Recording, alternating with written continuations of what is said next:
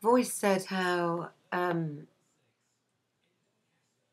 mood, when your mood changes, how it affects how you feel, how you look, how you people perceive you. Um, a little young lady was in touch with me yesterday, struggling with um, self-esteem issues, and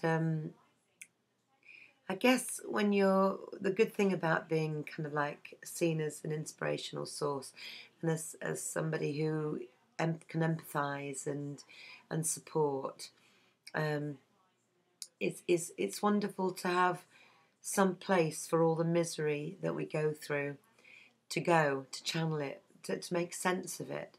You know, doing things in memory of my children makes sense that they were actually here with me and seems to comfort me about why, when they're no longer in my life, what that journey was about, what it was, why was I a mother, why was I the kind of mum I was, why were we the family we were, until circumstances changed the dynamics, and then just a cruel change of events and a twist of fate gave us quite a lot of tragedy to deal with. Why do we go through those things? What's the point? Well, obviously the point is to pass it forward, pay it forward, do some good, and learn to be who we are. And somebody challenged me about my motives for saying this stuff, thinking it was me that was kind of like trying to convince myself, done in all the very best of intentions, and it wasn't for me. But it did make me think about, why do I do these blogs and diaries? Well,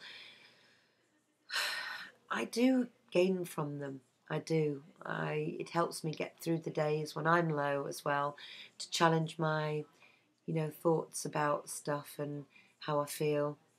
Why would anybody harm another person and make them feel as bad as this if they loved them? I don't know. I think some people are hardwired to behave the way they do and see things the way they see them. Um, and when the incompatibility happens, that you meet somebody who you think is alike with yourself and who really isn't, has lots of different issues and agendas of their own, I think that's when the mismatch comes. But unfortunately, by the time you find out, usually you're absolutely committed and in love if you're somebody with any real feeling and emotion. Um, why will somebody convince themselves that it's okay to hurt you and harm you and label that as being in love with you? I don't know. Maybe they don't know. Does it make them a bad person? Not all the time, no. Because a lot of these people have redeeming features which make them incredibly lovable and fun to be with. But love can't survive unless it's safe. You can go through all sorts of difficulties and disagreements and changes if the core values are there. But you have to have two people in sync with each other. If two people want an open relationship and don't mind, how's your father, and that works for them, great. There's nothing wrong with that. But if somebody like me, you know, truly loves somebody and wants a life with them based on friendship, love, loyalty, love, um, faithfulness, kindness, and care, then it's just not going to work if somebody else wants to do their own thing, is it? But what I would say is, I'm certainly not perfect. I'm certainly not got all the answers.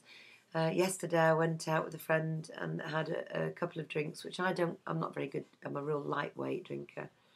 And I ended up texting my ex-partner, which was absolutely crazy to do. Weeks and weeks of work and strength down the pan.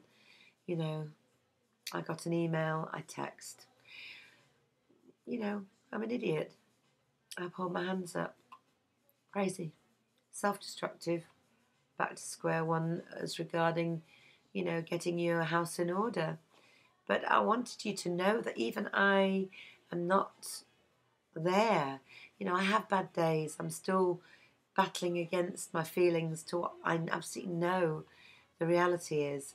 So don't despair if you do silly things. Well, just hold your hand up and say, idiot, why are you doing that to yourself?